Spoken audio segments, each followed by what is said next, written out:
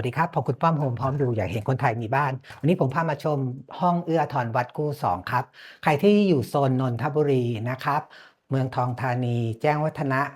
แถวปากเกร็ดแนะนำห้องนี้ครับ32ตารางเมตรเราตกแต่งหรูน่าอยู่นะครับใครที่เช่าอยู่ 3-4 พันลองมาดูครับลองมาเปรียบเทียบกันว่าเราตกแต่งให้เราให้ตังค์ไม่สวยขนาดไหนนะครับเข้ามาชมครับพื้นเราเปลี่ยนเป็น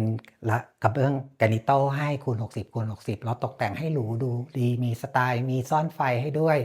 แล้วก็ จากบานเกล็ดแล้วเป็นบานอลูมิเนียมนะครับมีมุ้งลวดเหล็กดัดพร้อมสวยนะครับเข้ากันเลยครับส่วนมุมนี้เป็นมุมสวยครับมุมตกแต่งเป็นมุมห้องรับแขกนะครับของห้องมีเราโชว์ไม้เทียมให้ด้วยส่วนมุมนี้ครับเป็นที่ตั้งจอ LTD ได้นะครับตั้งเครื่องเล่นได้นะครับ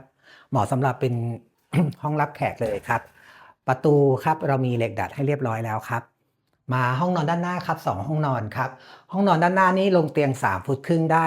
สบายๆครับแล้วก็มีหัวเตียงให้มีไฟซ่อนให้ทุกห้องเลยครับ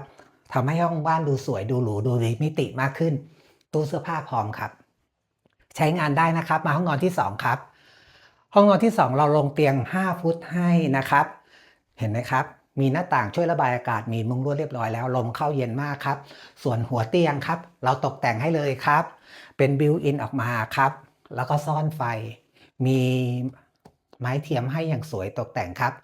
เฟอร์นิเจอร์ก็จะดูแมทกันค่อนข้างสวยมากเข้ากับห้องนี้ครับดูหรูดูแพงดูดีครับโต๊ะเครื่องแป้งครับอย่างสวยเลยเข้ามาชมด้านในครับห้องน้ำครับห้องน้ำสุขภัณฑ์เราเปลี่ยนให้ใหม่หมดฝาผนังปูเต็มไม่ว่าจะเป็นกระเบื้องนะครับชั้นวางของแล้วก็เรนชาวเวอร์นี่ทำให้ดูหรูดูดีดูหรูขึ้นมาเยอะเลยครับดูโคมไฟสวยมากครับส่วนด้านนี้ครับเราต่อเติมเป็นครัว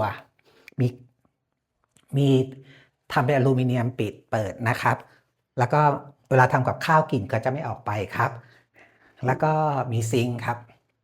มีอีกตู้เก็บของนะครับแล้วก็มีซิงค์ล้างจานมีชั้นวางของให้กระเบื้องเราปูเต็มชำระทำความสะอาดได้ง่ายครับส่วนด้านหลังครับอากาศถ่ายเทสะดวกครับมีอลูมิเนียมเป็นบานสวิงให้นะครับมีมุ้งลวดเรียบร้อยครับแล้วก็มุมนี้ครับตั้งเป็นที่ซักล้างครับตั้งเครื่องซักผ้าได้